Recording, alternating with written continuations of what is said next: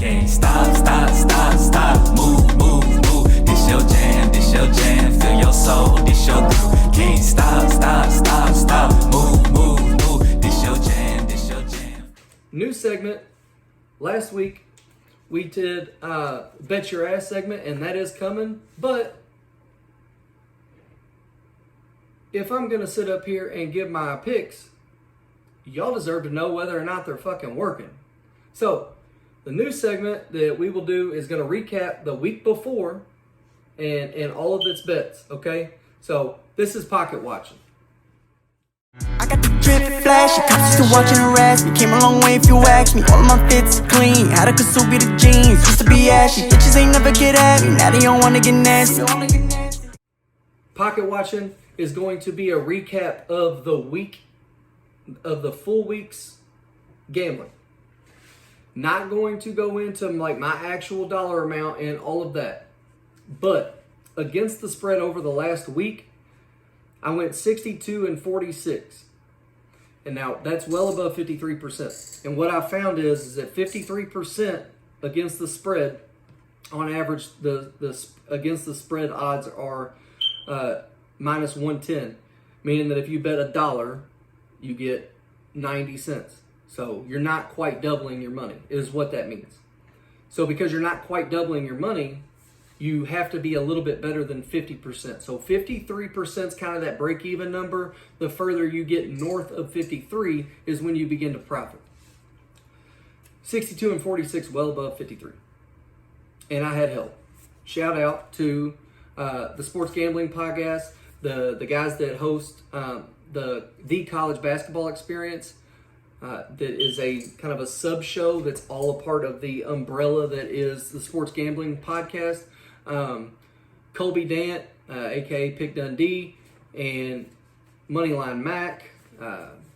His name is Ryan Mac something, and Noah Beanick. They've got other guys that come on the show. It's a great watch. They do every single game in Division I every single night, 7 days a week, every single game. Even like Friday nights is a 4-hour show because they're going over 160 games on Saturday. So I do have help. I got guys that I listen to, and I will give them their proper shout out. I couldn't have done this without it.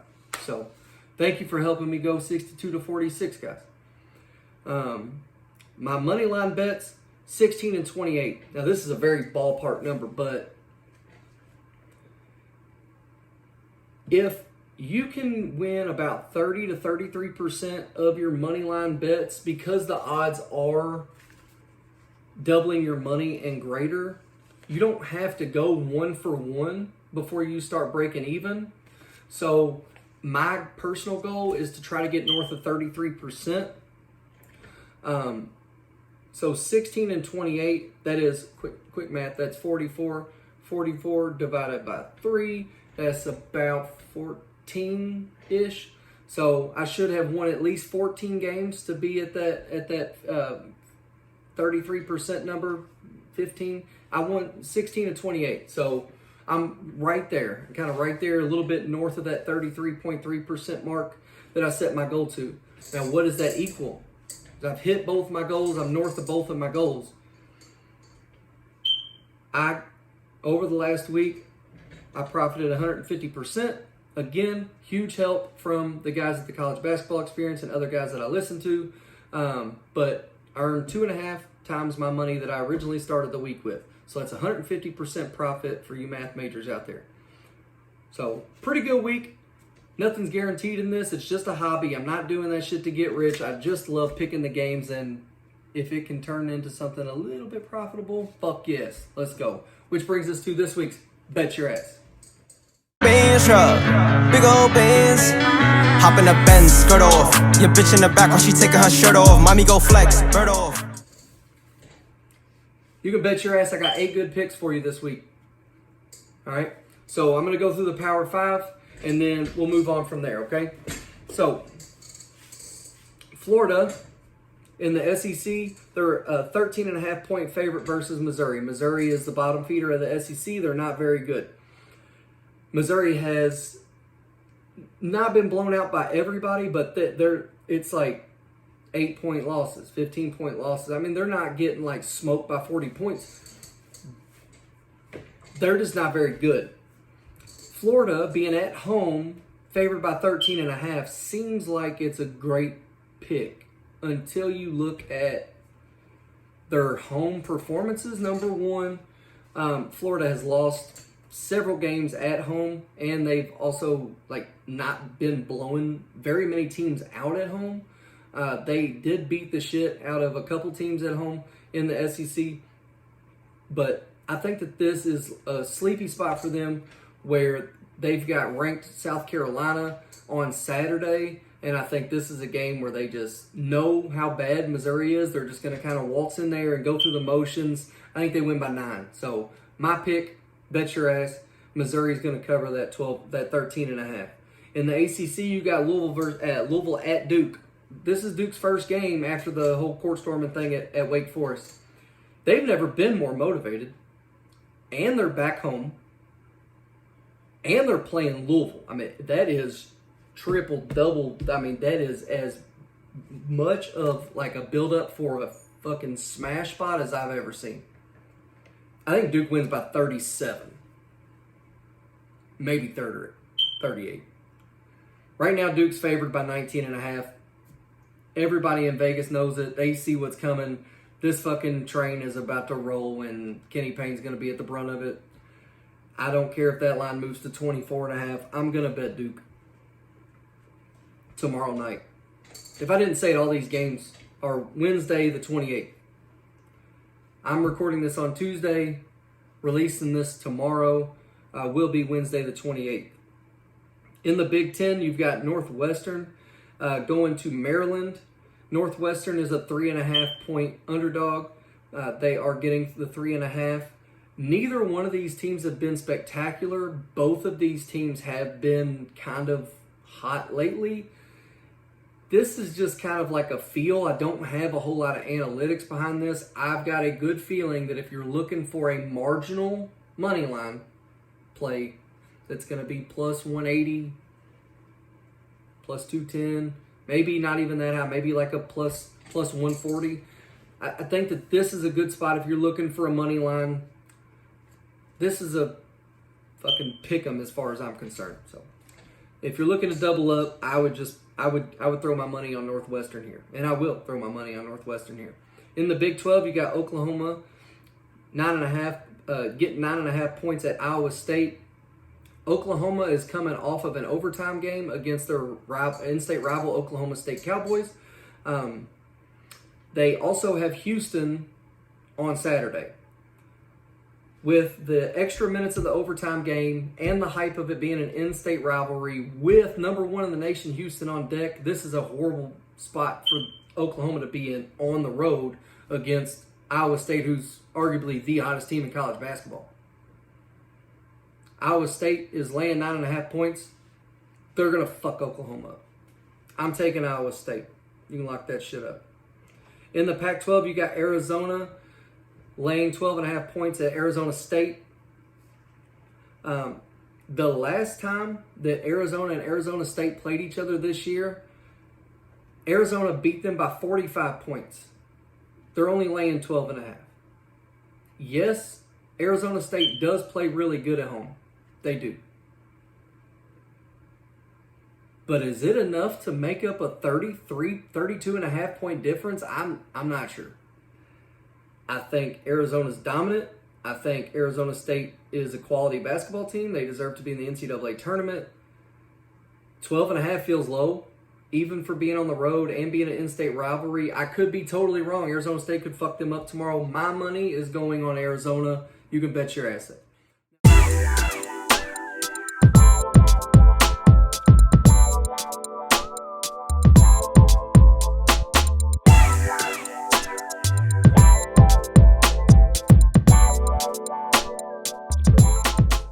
Now, there's 2 lower level conference games that I want to highlight. The first one in the Patriot League, you got Lehigh minus 5.5 versus Boston. Both teams have been playing very, very well. Not going to go into a full breakdown on this. I think Lehigh's the better team. I don't think 5.5 points is enough. I'm going to put my money with Lehigh minus 5.5. I think that they can win 7-12, somewhere in that range. I think it's tight the whole time and they pull away late. Going to the Missouri Valley Conference, you've got Belmont getting 2.5 points at Murray State. Murray State, want to give a shout out here to a school in the state of Kentucky. I'm going to try to get a EKU or Western or Bellarmine or something in the mix each episode. So Murray State plays what will be tonight, Wednesday the 28th. Murray State's playing at home. They're laying 2.5 points. The last time that they played, Belmont beat Murray State earlier in the year by 5. I don't think that, even though Belmont does have a much better record, I just think that Murray State's that good at home. I find it hard to believe that Belmont is going to go on the road and get the season sweep on Murray State. Murray State plays really good at home. I'm from Kentucky. I'm obviously biased. Don't bet a whole lot of money on this, but I'm riding with the Bluegrass State. I'm putting my money on Murray State, so let's go, baby. Speaking of the Bluegrass State, let's check out this week's True Blue Ballers of the Week.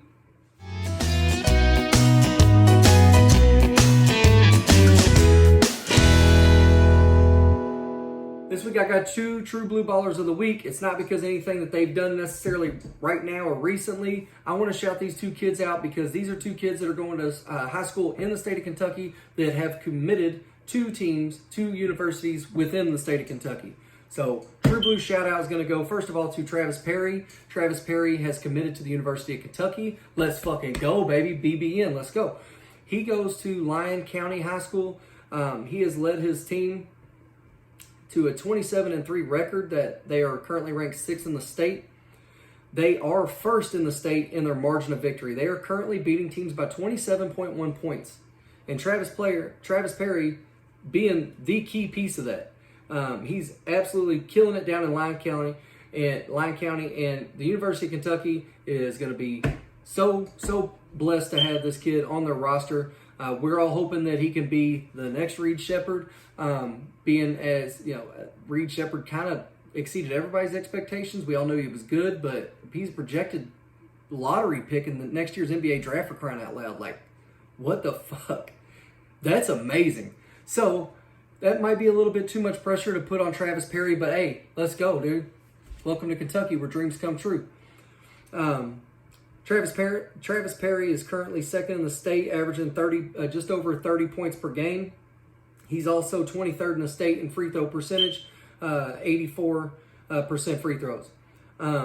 Those stats don't tell you a whole hell of a lot about his level of play. He is a 6'2" point guard. All the measurables and all the tape and everything that you're kind of getting is that Reed Shepherd vibe. So let's fucking go, Travis. Welcome to Kentucky. The second guy on the True Blue Baller of the Week, this young man's name is Cade Unseld. He is currently committed to Western Kentucky. Let's go Hilltoppers.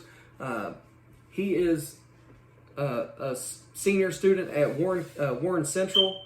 He's a 6'5" small forward. Warren Central's not having a good year. They're 13-10 on the season, ranked 52nd in the state. You look at their team numbers, I can't find stats or shit. I can't find nothing on Cade Unseld's actual stats. Go into his Twitter, you can see nights where he's posted 30 points and 32 points and 20. Yeah, he's a scorer, okay? And he does also have several highlights on his X account or Twitter account, whatever you call it. You can go check those out. Cade Unseld is his name.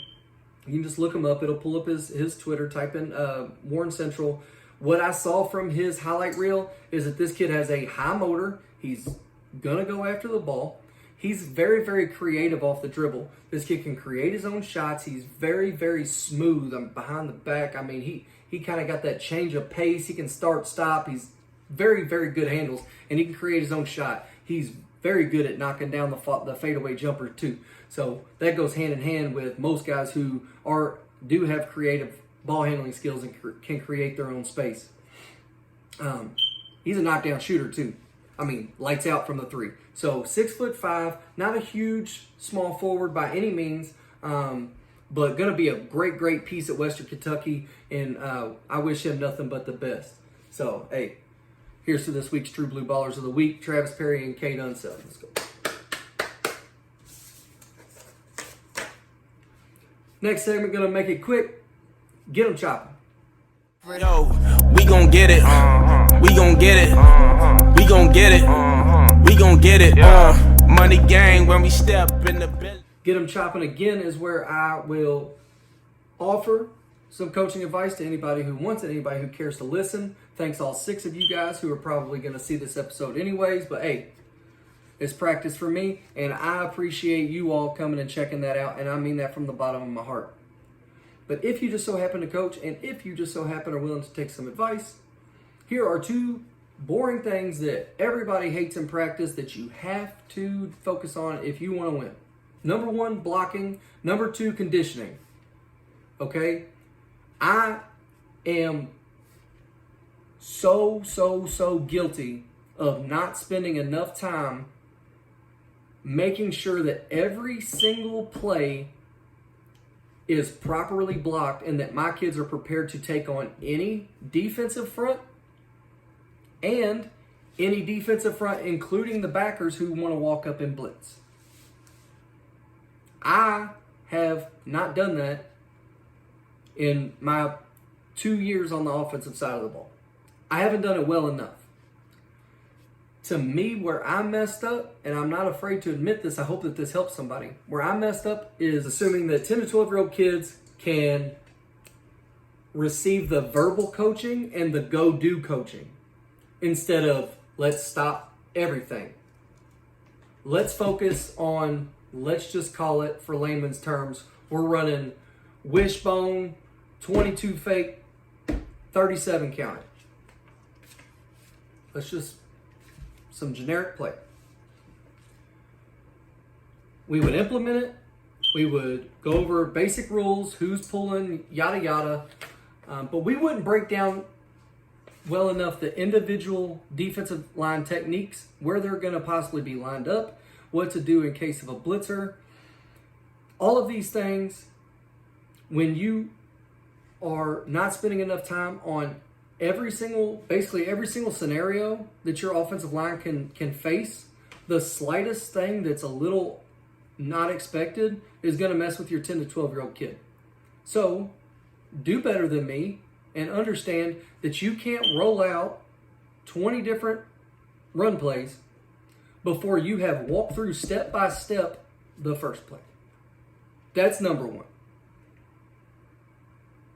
There's not a whole lot of big physical kids that just have a knack for mowing kids down and taking that verbal go do, here's the rule, now go do it. You can do that shit at the high school level a little bit, definitely at the college and the pro level, but guess what? Even at those levels, they are breaking it down. They are doing walkthroughs. They are doing all that shit. So don't think that your 10 and 12-year-old kids can do that, okay?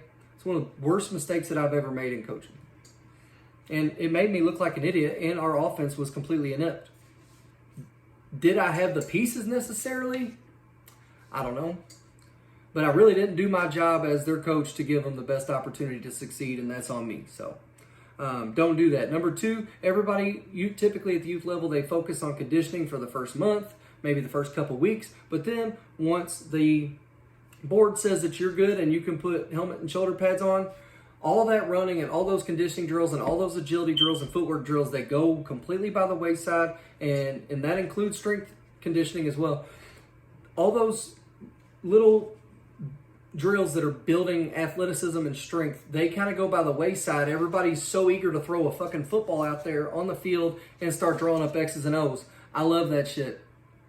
And I don't really feel like I'm coaching if I'm blowing my whistle and watching kids run up and down the field. But if you want to have any shot at being competitive with teams, especially teams with better talent than you, if you're not bigger, faster, stronger, smarter than everybody else, then you have to be most conditioned.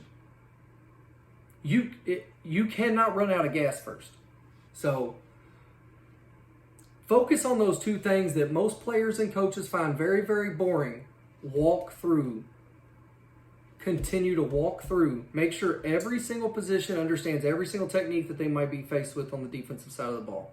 and run the shit out of the kids in the nicest way that I can humanely say that. Run the shit out of those kids.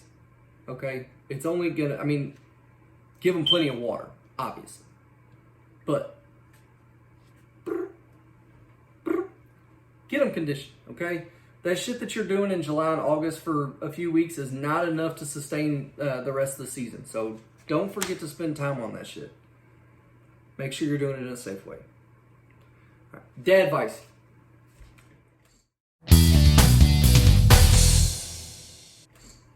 My dAdvice of the week is very simple, but people overcomplicate it. Everybody thinks that it's bad. Oh, you're living vicariously through your kid. Oh, you didn't do it, so you're trying to force your kid to do it. I think that that's complete bullshit, okay? It's different if you're living vicariously through your child by forcing them into things that they hate. Forcing your kid to try something, that's not a bad thing at all. My dad wouldn't shut up about football, and I was scared because all I watched was the big dudes on TV fucking knocking each other's heads off. But dude, when I tried it, I fell in love with it. If he would have never pushed me to it, I wouldn't have fell in love with the game. I wouldn't be coaching. I wouldn't have played till my sophomore year of high school, or through my sophomore year of high school. I wouldn't have coached the game for the last 12 years. And I certainly wouldn't be sitting right here talking about this on this fucking podcast about football in depth the way that I do. So it's okay to push your kids into trying something new. Then let them decide. But to say that a dad is being irresponsible or egotistical or whatever, or trying to relive his glory days by putting their kid in sports, or here's the next thing. They want to say that, like, living vicariously through your kids and reliving your glory days through them is like when the dad's out there pushing the kid, like, again, throw it again. No, catch 10 more balls. No, shoot 10 more free throws. That's just being a dad. So my dAdvice of the week is stop being scared that somebody else is going to think that you're living vicariously through your child.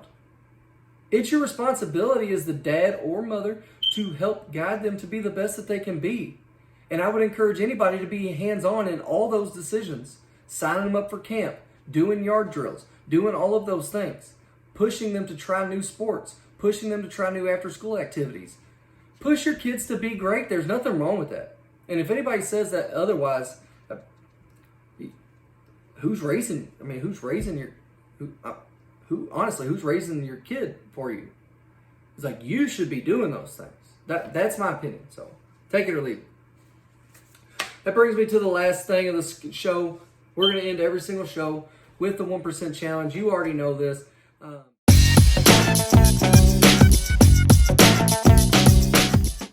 This week is very, very simple. A lot of people are passionate about things. They have hobbies or even their careers that they genuinely love, but they don't know shit about the history of it. And I think, or like the greats who've done it before them. And I wish that I would have started doing this sooner. My 1% challenge of the day. We can't all be the greatest of all time, but we can all get 1% better. My 1% challenge of the week is for each and every one of you guys that are listening to this, is to choose a hobby, just your passion, whatever you're passionate about, or even your career. Set aside 1 hour, at least 1 hour, to study just the history of it, the foundation of it. Take time to study who's also doing it, how they're doing it, and what's making them successful. Look at people who've done that before and have failed or never achieved the level of success and try to figure out why. You can go through all the trial and error and listen to your coach or your mentor and all that shit. All that stuff is also helpful and incredibly beneficial and needed. But also, history can teach us a lot. And it would be really cool if anybody listening to this could find something that they're passionate about, do some research, do some studying, and report back to me what you learned about it. I know for me, I spend countless hours every single week studying sports. It's what I'm passionate about. I never dove into like all the historical things, all the historical events of sports as like intentionally as I have since I started the podcast. And I tell you what, it's been a great experience to learn all this new, very, very interesting, all these very new, interesting facts. Now, am I going to remember the date that it happened? No, but it is cool to be reminded of things that have happened in history and understand who did it and how they did it. And also understanding the impact that it's had on the future of that sport or hobby or whatever. So I don't care if you knit, I don't care if you play pickleball, I don't care if you're a teacher. It doesn't matter what you pick. If it's something that you're passionate about, whether it be a hobby or career, there's something out there that you don't know. So just go down a rabbit hole. You'll be surprised what you find. This has been Coach D, Dakota Branham, on Blitzin with the Boys. This episode has been a hell of a lot longer than the first episode, mainly because I had to recap it. Thank you all for tuning in. Again, it's just Blitzin with the Boy, but I will get my boys on here, okay? So stay tuned on that. I've got a few guys that I've been talking to, and they will be on here. Don't forget, on this day in history, the things that happened. I just want to do a quick shout out once again to the first televised basketball game that has since led to a $1.1 billion industry per year just on March Madness alone, just on that tournament from the NCAA. 1971, Jack Nicklaus completes his second career Grand Slam by winning the PGA Championship. Hats off, dude. That's unbelievable shit. All the golf courses that he was able to design. Again, this is the stuff that you find when you start studying history. The impact that he's had on the game. He built Valhalla here in Louisville. It's the most iconic course in the state. In 1981, Calvin Murphy setting a record on free throws. Now, I'm not a huge NBA free throw, fanatic, but a really cool piece of history to know and understand. So hopefully everybody learned something today. Hopefully everybody had fun. Don't ban court storming. Peace out.